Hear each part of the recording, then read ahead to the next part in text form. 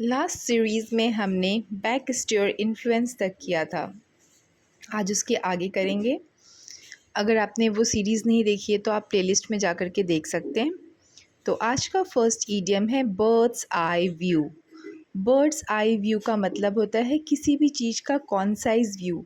आप टॉप से ऊपर से किसी भी चीज़ को देखते हैं तो आप ज़्यादा देख पाते हैं, इसीलिए बर्ड्स आई व्यू कहा गया है। बर्ड्स क्या होते हैं, एक हाइट पे उड़ते हैं और उसके बाद किसी भी चीज़ को देख पाते हैं। तो सेम वही concise view from the top. एक एग्जांपल देखते हैं। From the top of this building you can get birds eye view. आप इस बिल्डिंग के टॉप से क्या कर सकते हो, बर्ड्स आई व्यू ले सकते हो, यानी कि बहुत ज़्यादा देख सकते हो। एक और देखते हैं। We had a bird's eye view of the whole fair from the top of the giant wheel. हमारा नेक्स्ट ईडियम है बोल्ट फ्रॉम द ब्लू।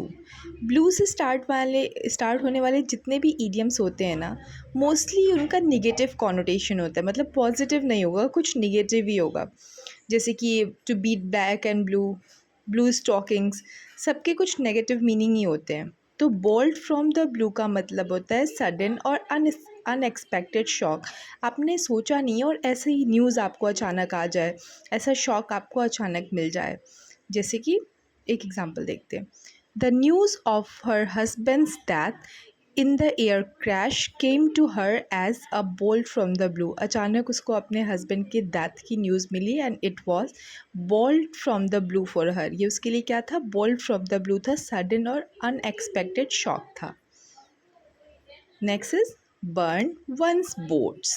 अब इसको कैसे याद रखेंगे। सपोज आप एक जर्नी पे गए हो और बोट से गए हो और आपने क्या कर दिया, अपना बोट जला दिया, तो क्या आप वापस आ पाओगे, नहीं ना। तो सेम हम इसको ऐसे ही याद रखेंगे कि आपने अपनी नाव जला ली, मतलब आप वापस उस पोजीशन पे आ नहीं पा रहे हो।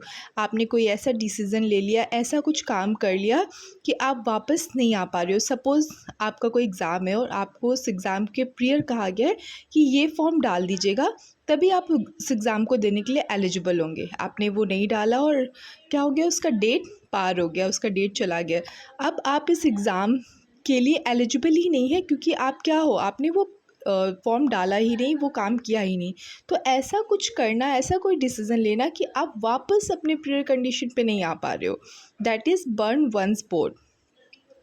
We had burnt our boats by declaring that we are not going to sign CTBT. It's an example. Okay, next one is very interesting. By the way. By the by का मतलब होता है, जो हम इंग्लिश में कहते हैं ना, बाय द वे आपकी एज क्या है, वैसे आपकी एज क्या है, the same. By the bye means वैसे। By the bye what is your age, वैसे आपकी एज क्या है। बाय द वे आप कितना कमा लेते हो, वैसे आप कितना कमा लेते हो। Next is be up to. Be up to का मतलब होता है टू बी इक्वल टू। अब यहाँ पे इक्वल मतलब किसी के इक्वल होना नहीं है, यहाँ पे इक्वल का मतलब है आप कैपेबल हो किसी काम को मैनेज करने के लिए। किसी काम के लिए जो क्वालिटी चाहिए वो क्वालिटी आप में है, आप उसके लिए कैपेबल हो, आप उस चीज़ को मैनेज कर पा रहे हो, that is be up to.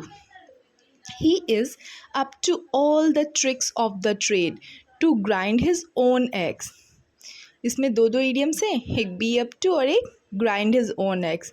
उसके अंदर सारी वो क्वालिटीज़ हैं ट्रेड के, जिससे वो क्या करे, अपना काम निकाल सके। ग्राइंड हिज ओन एग्स का मतलब होता है शेल्फिश होना और अपना काम निकलवा लेना, that is grind his own eggs. ठीक है, नेक्स्ट इज बेटेड ब्रीथ। बेटेड ब्रीथ को बोलते हैं जो हम सांस थाम लेते हैं ना, आपका रिजल्ट आने वाला हो तो आपकी सांस क्या हो जाएगी, थम जाएगी। इंडिया पाकिस्तान का मैच चल रहा हो तो आप लास्ट बॉल में आप क्या हो जाती है, आपकी सांस रुक जाती है, सांस थम जाती है। तो वही होता है बेटेड ब्रीथ, मतलब कि आप क्या कर रहे हो, किसी रिजल्ट को बहुत ही ईगरली वेट कर रहे हो, आपके अंदर एंग्जाइटी हो रही है, नर्वसनेस हो रही है, that is bated breathe.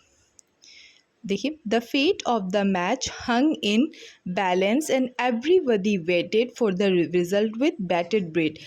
Match का भविष्य क्या था, बीच में टंगा हुआ था और सब लोग कैसे इंतजार कर रहे थे, अपनी सांस रोक कर रहे थे।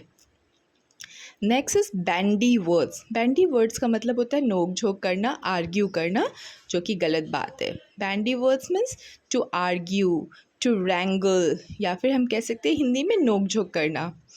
देखिए, अच्छे बच्चे कभी भी अपने पेरेंट्स को क्या नहीं करते, बैंडी वर्ड्स नहीं देते हैं, मतलब they never argue with them. Next is bee in one's bonnet. Bonnet क्या होता है? गाड़ी का आगे का पार्ट, और उसमें एक मधुमक्खी घुस जाए। वैसे ये इसका मीनिंग नहीं है। बी इन वंस बॉनेट का मतलब होता है फंसी होना। अब ये फंसी क्या है? फंसी बहुत ही कॉमन है आजकल। फंसी का मतलब होता है वो लोग जो छोटी छोटी कमियां निकालते रहते हैं या फिर छोटी छोटी डिटेल्स पे ध्यान देते हैं, ऐसे लोगों को फंसी बोलते हैं।